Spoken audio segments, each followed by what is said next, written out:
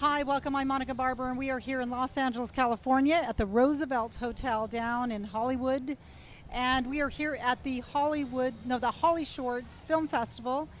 And we are here with Jennie Kong, who is a director here in the women's film category. And if you want to see our clip, or this clip, or this interview, you can go to indieentertainmentnews.com.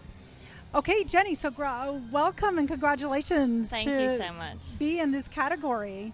So now, when I hear an accent, I always ask Right. first thing, where are you from? Well, I was born in Hong Kong, but I was raised primarily in England. So, I moved out here to Hollywood from London. Oh, okay. So how was that growing up in London? I was actually born in the north part of England, in Cheshire, and it was great. I mean, I think it was, a very normal upbringing, and,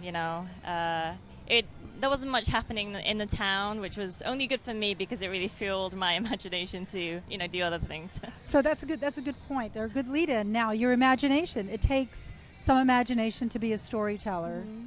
Where did you get the idea for your project, and what is the name of your project? Sure. So, The Resolution Is the title. Yes, is the title. Is a 20-minute fantasy thriller short film starring actress Megan Cobb.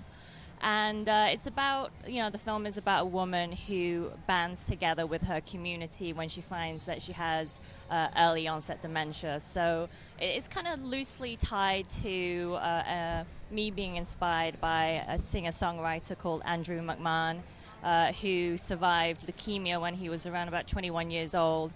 And it just really struck me, the idea of having to face such a heartbreaking, gut-wrenching illness at such a young age, and facing death essentially. How do you survive that, and what is the journey around that? It just really struck me as a story that needed to be told. So early onset dementia, that is actually, I know there is dementia, but I never heard of early onset. Yeah. Because I think in the film she's really young. Yeah, she's a award-winning author who's also a professor in a university teaching cognitive science, and it's almost as though what she's teaching is what's kind of corroding inside her. She learns that she is her memory and her feeling around her is losing, and dementia. You and I know more in the older generation, if you will, but there are definitely cases where albeit rare, men and women are getting dementia younger and younger. And that's interesting. Yeah, it's very sad actually. Yeah. And there was another movie that you produced or that you directed. Right. Tell us a little bit about that. Yeah, I wrote and directed a London-based short film called Made by Maggie, and it's based around kind of the London environment, if you will. And it's about a librarian who engulfs himself in fairy tales to escape from her humdrum, world, if she will.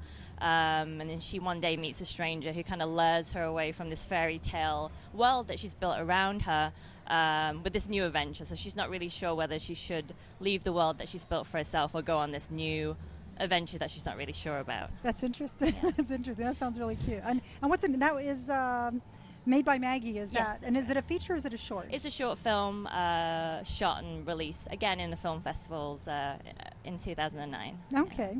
And what is magical realism? Is it a Yeah. genre?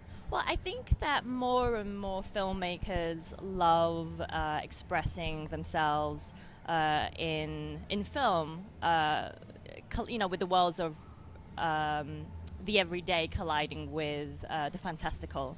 And for me, I'm very motivated by the idea of telling stories about hope. And when you look at movies,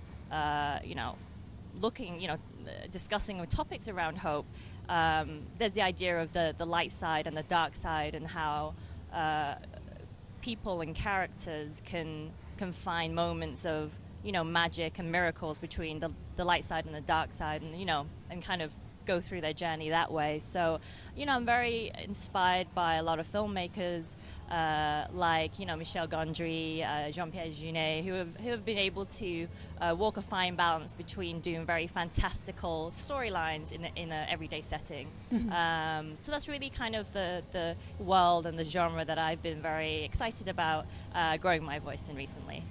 Excellent. So now, what was the shooting process like? Where did you film Resolution? Yeah, so we shot the Resolution in LA. I was very excited to shoot here finally, and it was a very very quick process. My other film made by Maggie was actually shot on film, 35 mil. On film, 35 mil. Okay. Yeah, so I really wanted, again, that kind of wonderful world to be brought to life. So now tell the audience basically, because a lot of people do talk about still shooting on film, and some are shooting digitally. Right. So what is the difference, and why do you prefer film? Well, I think for that project. Yeah, for that project, I think film was definitely the kind of the right move and the look and feel that told the storyline and served the storyline a lot better. There was, as I say, I wanted to create an essence and an environment that very much, popped out for the audiences. For this one, I think there's definitely cameras out there, like, the Arri Alexia, the Red camera, that are able to now bring certain features and styles from filmmaking to now digital filmmaking as well. So we shot on the camera C300, which is a relatively, really nice camera. The DP, actually also a female filmmaker, Crystal Raymond. Now tell the audience what a DP is. So a DP is a director of photography, the cinematographer, who works with the director to kind of create the look and feel of a film or a TV program. So we ran a very tight crew. I think between the cast and crew we had about 20 people. How many people again? 20. 20, okay. Yeah, I mean, that can be on the mid-range size for a short film. And we shot, everyone worked so hard. We shot in about 3 to 4 days.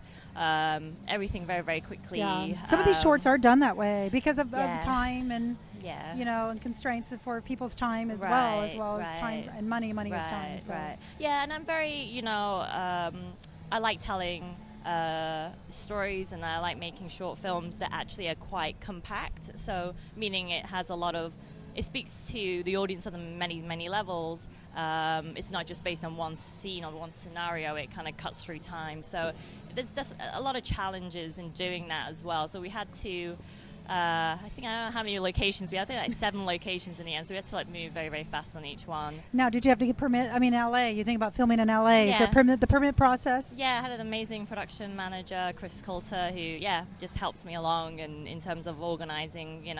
Because people don't realize that sometimes you have to be careful. You can get arrested if you're in the wrong spot. Well, I mean, I would not advocate, evading the law in this way. But we absolutely permits, and it's hard. I mean, that's definitely a constraint, but that's also the challenge and the beauty of making a short film. That it's to do it right. Yeah, it's legally to do it right and professionally. To do it right for the story. I think that sometimes having a number of locations adds to the production value. You want to get that across alongside to help service the story and service the film. So it was a tight shoot, but I think we pulled it off. Oh, good.